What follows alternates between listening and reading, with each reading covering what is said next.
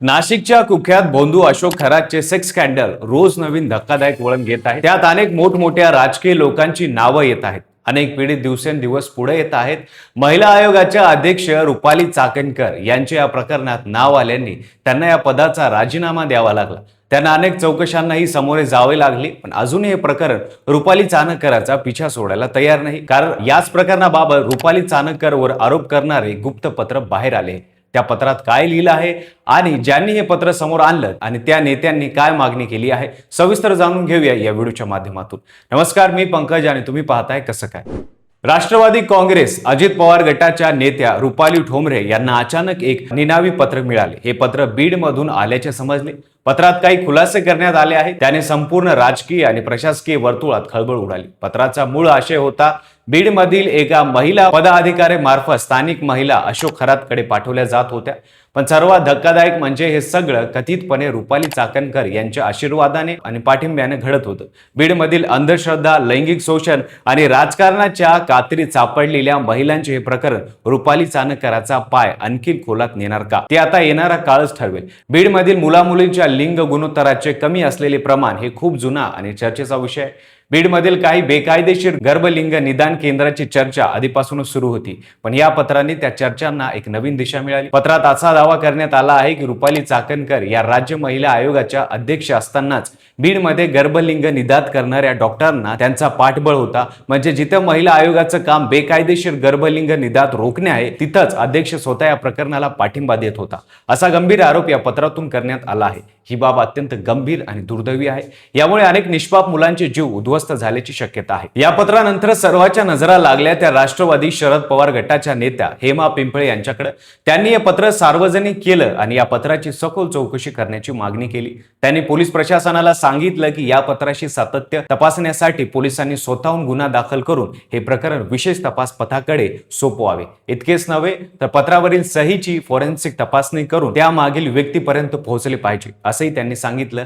हेमा पिंपळे यांच्या म्हणण्यानुसार पत्राची सातत्य तपासणे अत्यंत महत्त्वाचे आहे, कारण त्यातून एक मोठे स्कॅन्डल बाहेर येऊ शकते। या घटनेने सुरुवातीपासूनच वादात असलेल्या रुपाली चाकणकरच्या अडचणी आणखी वाढू केल्या आहे। याआधीच त्यांना अशोक खराशी जवळचे संबंध असल्या प्रकरणी राज्य महिला आयोगाच्या अध्यक्षपदाचा राजीनामा द्यावा लागला। त्यानंतर राष्ट्रवादी काँग्रेसच्या महिला अध्यक्षपदावरूनही त्यांना पायउतार व्हावे लागले। या सर्व प्रकरणाच्या तपासासाठी एसआयटीने चाकणकर यांनाही चौकशीसाठी बोलवलं होतं। अशा स्थितीत या नव्या पत्रामुळे त्यांच्यावरील संकट वाढतच आहे। त्यामुळे पुन्हा एकदा अशोक खरात प्रकरणावरील रुपाली चाकणकर यांच्या भूमिकेवर प्रश्नचिन्ह उपस्थित झाले आहे। या संपूर्ण प्रकरणाचा सर्वात धक्कादायक टप्पा म्हणजे राज्य महिला आयोगाच्या अध्यक्ष असताना रुपाली चाकणकरांनी बीडमध्ये होणाऱ्या बेकायदेशीर गर्भलिंग निदानाला पाठिंबा दिल्याचा आरोप। ही बाब धक्कादायक आणि जबाबदारीच्या पदाचा गैरवापर करण्याची आहे। एकीकडे महिला आयोगाने अशा प्रथांवर कठोर कारवाई करणे अपेक्षित असताना तिथेच अध्यक्ष स्वतः या व्यवहारातील सहभागी असल्याचा संशय घातक आहे। सध्या अशोक खरात प्रकरणाचा तपास एसआयटी कडून सुरू आहे। या तपासात दररोज नवे कारनामे समोर येत आहेत। अशोक खरातच्या महिलांवर लैंगिक अत्याचार करणाऱ्या कृत्यांना नाशिकमधील काही प्रतिष्ठित डॉक्टरांची मदत होती, असा देखील संशय आहे। डॉक्टरांनी त्याला महिलांना गर्भवती होऊ नये म्हणून औषधे पुरवली, अशी माहिती समोर येत आहे। या पार्श्वभूमीवर बीडमधील निनावी पत्रामुळे आता प्रकरण नाशिकहून बीडकडे फिरले आहे।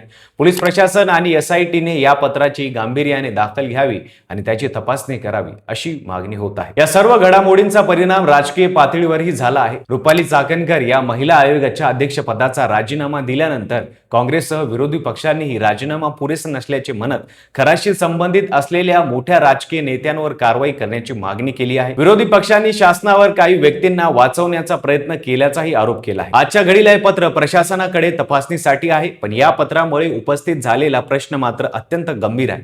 हे पत्र खरे आहे की खोटे, त्यामागे कोण आहे, रुपाली चाकणकरची भूमिका नेमकी काय होती, बीडमध्ये खरोखरच गर्भलिंग निदानाचे स्कॅन्डल सुरू होते का, या सगळ्या प्रश्नांची उत्तरे तपासानंतरच मिळू शकतात। शेवटी अशा प्रकरणातून एकच गोष्ट अधोरेखित होते, जेव्हा सत्ता आणि पैशाचा अहंकार माणसाला आंधळे बनवतो, तेव्हा तो समाजातील सर्वात असुरक्षित घटनांचा गैरफायदा घेतो. पीडित महिलांना न्याय मिळेल का? मोठ्या राजकीय नेत्यांपर्यंत तपास पोहोचेल का? की हे पत्र फक्त कागदच ठरेल? हे उत्तर येणारा वेळ सांगू शकेल. पण एवढं नक्की आहे, न्यायासाठी आवाज उठवणाऱ्या लोकांची संख्या वाढत आहे. तुम्हाला काय वाटतं? या पत्रामुळे या प्रकरणाला नवीन वळण मिळेल का? तुमचे मत कॉमेंट बॉक्समध्ये नक्की सांगा. व्हिडिओ आवडला असेल तर लाईक करा, चॅनलवर नवीन असताल चॅनल सबस्क्राईब करा आणि बेल आयकॉनला दाबायला विसरू नका आणि पाहत राहा फक्त कसं काय.